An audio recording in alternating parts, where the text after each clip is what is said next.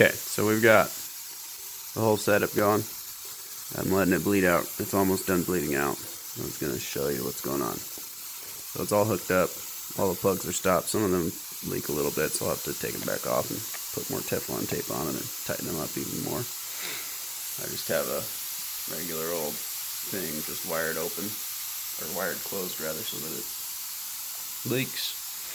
It's taken about 15 minutes to go from 120 psi to nothing. It doesn't really, it's supposed to be able to just turn on with this, but that doesn't work. This is wired straight to the breaker, down around over there. But it doesn't, I don't know why there's a magnetic coil right there that's supposed to contact. Those are line level right there. Line level and line, so 240. Which when that magnet drops, it connects these lines, which powers the motor. So let's time it. How long does it take for it to fill up? I gotta go pull this off. Like that chunk of wire I had laying around. Alright. We'll just do one here. So don't leak on me. Or like shoot off for some weird reason. Alrighty. This is how I do it. I'm gonna sit on the end of this so the other end doesn't get in there. And I just manually push the magnetic coil down. Alright, ready?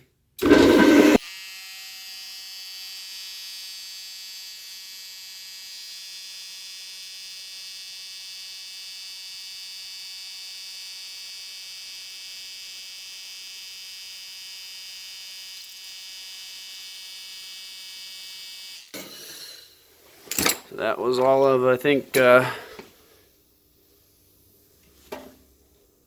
couple minutes, just shy of 100, but took about 2 minutes. Okay, so I crunched the numbers. My air compressor tank is approximately 120 gallons. It actually took just shy of 3 minutes to fill the tank from 0 to 100, which means it's pulling about 36 cubic feet per minute, which is awesome. But a couple things of note. That's with the old rings and the lighter oil, and I know oil was seeping through because it was like shooting out of my air tools as I was, or my little air gun, as I was, letting the air out. And also I'm going to be decreasing the drive pulley, the pulley on the actual motor, to the pump, because it's spinning at about 1200 RPMs and I want it about 700, 750. So that should decrease the number, but I'm guessing it'll still be around 3 or 30 or so. So, yeah. So the belts are a little loose because I don't have a way to keep, all I've got going on is one bolt holding that thing tight. I gotta properly mount the motor. There's just that one bolt that's actually doing anything, but it keeps it tight enough. They're really loose now, but I've been running it off and on. But yeah, and it's holding pressure. Some little things leak. There's a little leak around that. This main thing is leaking. I suspect the water valve that's down there is leaking, but it's not a water valve right now. So while editing, I realized that you can change the display in settings and how everything, the resolution. So these next clips should be a little bit better resolution. Alright everybody, we're gonna just kind of go over what's going on with my air compressor today. I was going to try to actually show you something useful this week, but I haven't been able to actually get anything actually fixed so far. We'll see how the rest of the week goes. I still got a couple days, but so first of all, let's start with, first things first, I'm going to show you how not to fix a cracked pipe. So right there, what they're supposed to look like, what this one looks like now. So essentially all that I did was make it look terrible. I fixed a few of the leaks. There's the other side. If you have a copper pipe and say there's a crack in here or something, focus. There we go. You have a copper pipe, or just any old pipe really.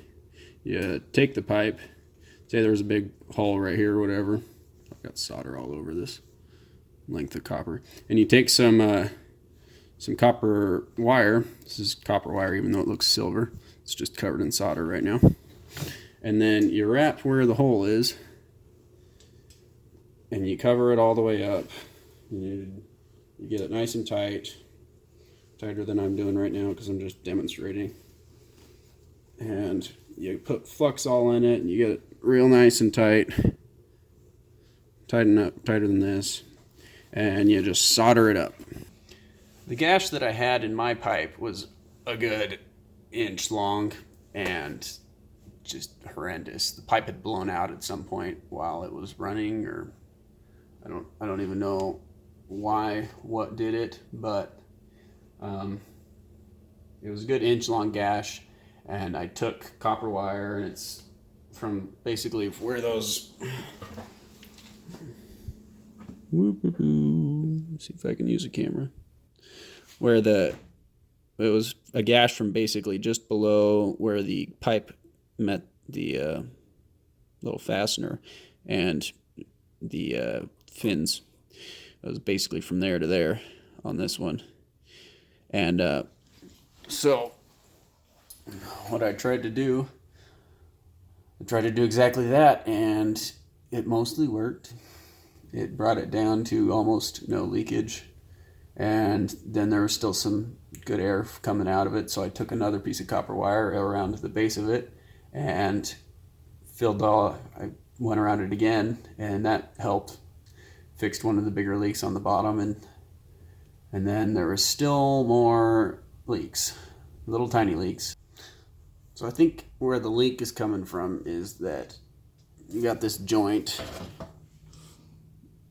where the end of a turn meets the next turn, and there's no way to get that flush without like cutting your copper at an angle.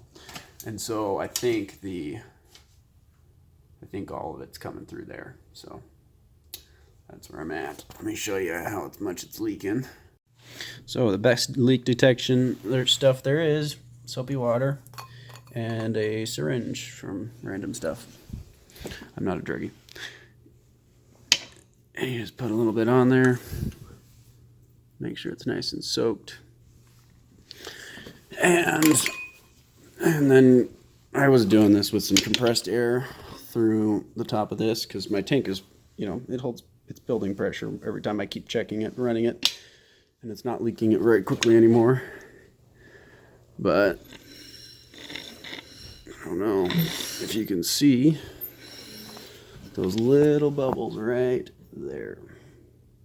That's the end of the copper right there. And there's a little bit of leakage coming out of that side. And you can probably see the big bubbles right there coming out of that top. So I think really what I should have done was just fixed it properly. And because I haven't been able to get the electrical working, so this is a live circuit right here right now, but my switch is not working. Now, hopefully someone will know how this is supposed to be wired, but so we've got our two hot lines coming in from the breaker,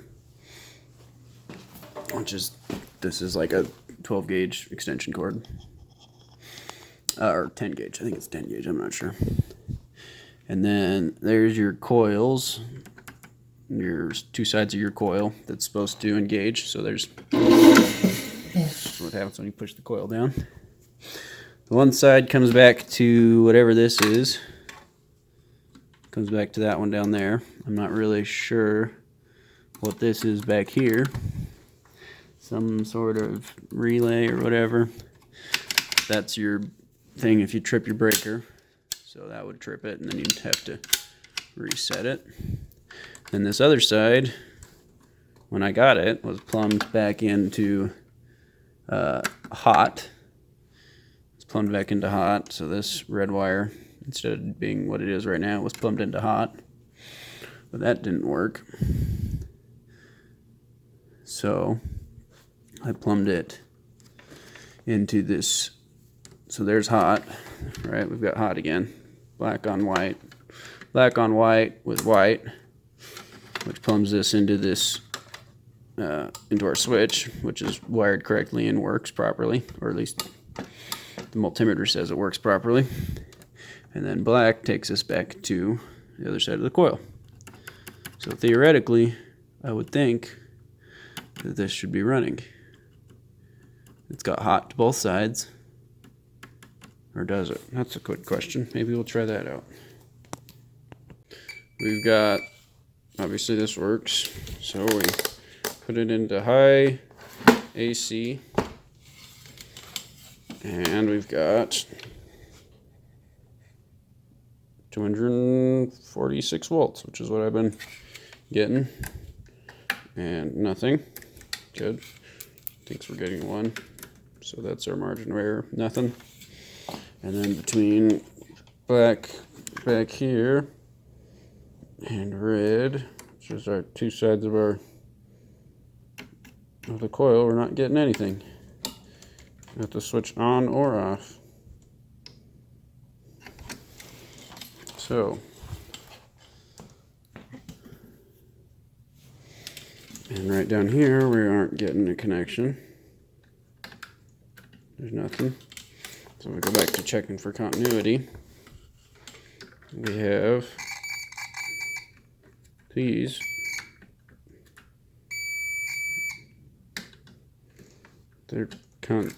What's going on? It's being annoying. There we go. Those don't like to sit in there very well. So, check down here, continuity. But up here, continuity. But for some reason, I'm not getting 240 volts to pass from down here to here.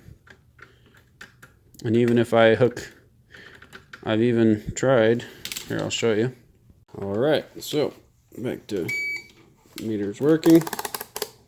Check the input. I did turn the breaker off to swap stuff around. Yep, there's our 240. Still nothing. I have 240 here.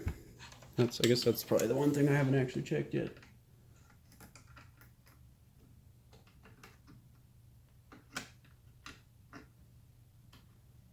Don't have 240 there, but if you can see down here,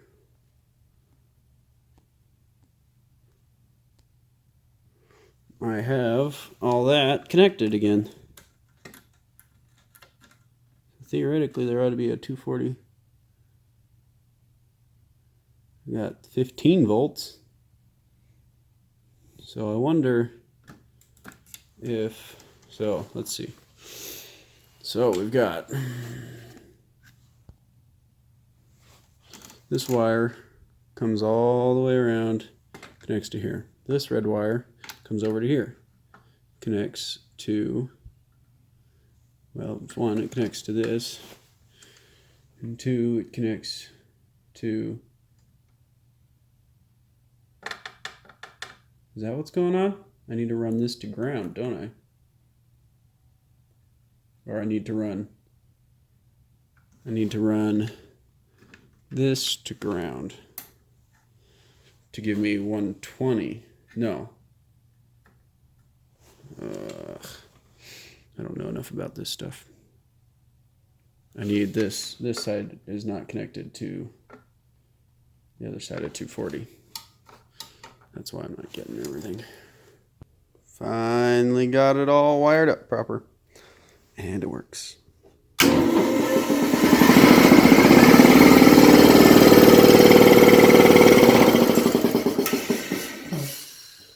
Oh yeah. So yeah, let's go over this. It's been a little while. I've cleaned up a bit. You'll see that in a bit. Almost done redoing the rings. We'll talk about that also later. Not right now.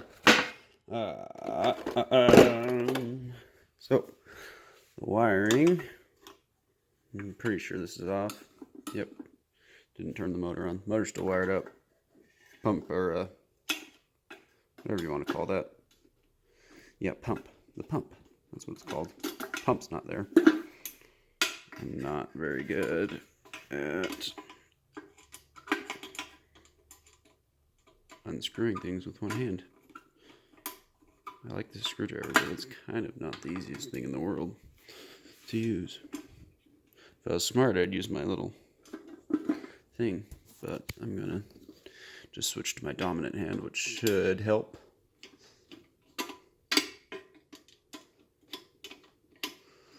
I will be cutting most of that out. Okay, as I almost dropped that. Basically what was going on. All right, so I was running both sides. So if you get in on here, I was running both sides of the coil to the switches. That switch, that's a switch. Sorry, that's a switch. That's a switch, and then there is a switch on the tank. This is our automatic pressure shutoff switch, which runs in through this black coil, right, or black cord, and comes up out right here. So I had this side running to this side of the switch, and this side running to the other side of the switch, and then I had just power like wired into there. Obviously that doesn't work. So 240, right? Because here's our main 240 line. It comes from the breaker, goes all the way to this side of the switch, and then this red wire down here comes up and around to here. This white wire is the one side of our pressure switch, which the black wire, so then we've got a black wire that hooks up to the other white wire that takes us to the other side of this switch. Then that has a black wire that takes us to the other side of the coil. And then obviously the other side of the coil is just hooked up to power. Great. And then we've got all our grounds hooked up together, and these are grounded, and meanwhile, yeah, this ground, good. I did do that. Not a very good ground. That does not make me feel great, but whatever. I'm going to build a mount for this at some point. But all our grounds are hooked up proper, all these work proper, and everything runs the way it's supposed to. Huzzah. So I should add that usually I don't have that big of a problem figuring stuff out like this, but I just was having brain fart after brain fart and couldn't figure out exactly how to do it. So I ended up drawing it, and then I I verbally told my dad what my problem was, and he's an electrical engineer by degree, and well, just talking about it and drawing it helped me realize exactly what was wrong. Before I even had a chance to reply, I was like, oh, okay, that's what's going on. And then 20 seconds later, I had it wired right, and it worked but good.